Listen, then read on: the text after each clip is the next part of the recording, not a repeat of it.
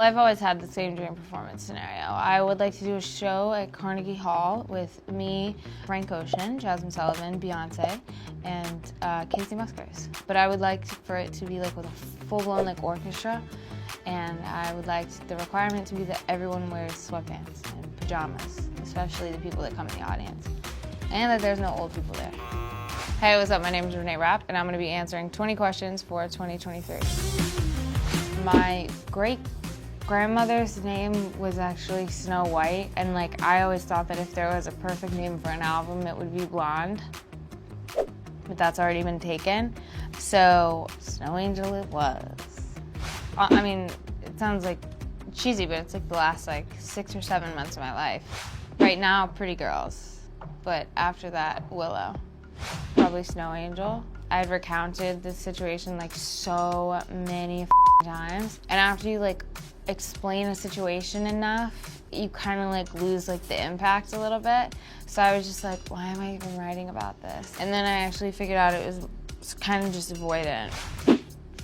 I don't know, they all take so long. No, I would say that probably the quickest song to write was 23, because that came like the easiest.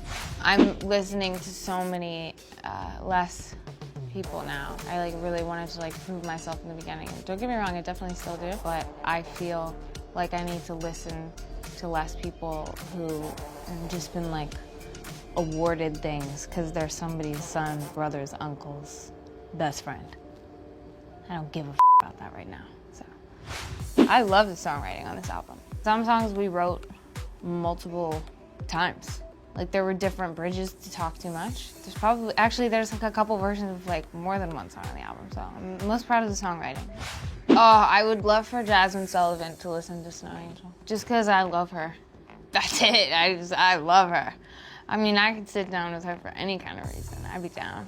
I mean, Aaliyah's God. It's easy to take direction from her. I also think it's really nice to like have a director who, A, is an actor herself, also understands like what feels behind the camera and what feels really good.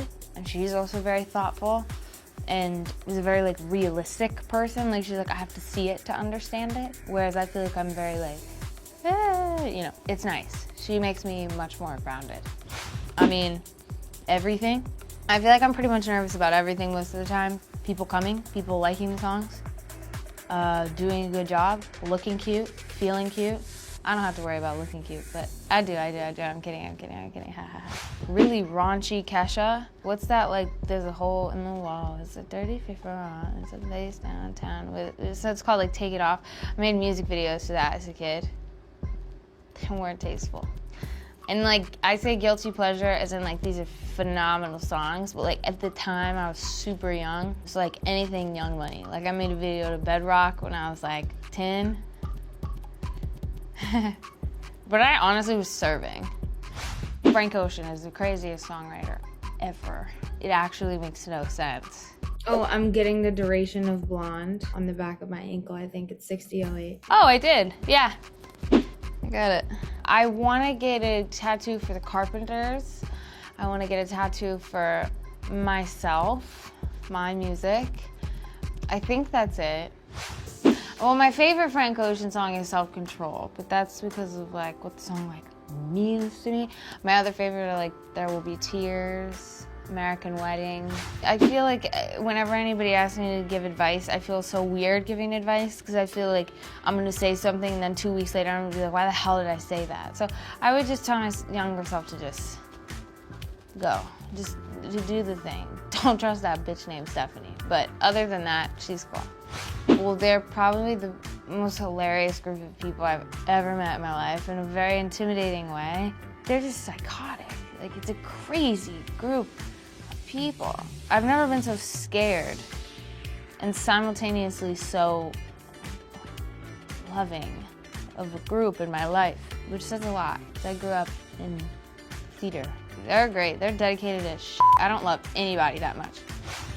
Somebody wrote on a baguette, which is a long story, but somebody wrote on a baguette, I'm pretty sure it said sit on my face. And if it didn't and I'm making that up, you know what to do. My friend Chris, Briney, he's the best. Chris is my favorite. He's such a conglomerate of many things. I've never met somebody who confuses me more. Like, I'm just so puzzled every time I'm around him. I'm like, you are such a little cutie. What is going on? Like, what is it? I love him. I love him. The session will start at 1 and I will get there at 2:30. He'll probably make fun of me for that or get mad at me for that. We would probably just talk for a couple hours and then go get lunch at Erewhon. I'm a white girl through and through. I'm an LA transfer everywhere. I love Erewhon and I go to Pilates and I love it. And then probably we're a couple hours deep into the session and then probably get coffee. Might be like, we should go out later. And then we'd be like, yeah. Did you start recording music yet? No, we're not there yet. We haven't started recording anything. We might end up getting something in the session, but odds are not. I mean, we work hard, but we usually we play. Well, it depends. If I'm out with a group of my friends who sings and we're going for blood, then I'll sing In Love with Another Man by Jasmine Sullivan. If I'm going out with a group of my friends that singing is not necessarily their first competitive skill, I'll whip out Justin Bieber. One Less Lonely Girl. Put somebody in a chair. That's my friend Scarlett. Just a bunch of little gay girls. Hope you guys learned just a little bit about me. Make sure you go check out my debut album, Snow Angel, out now.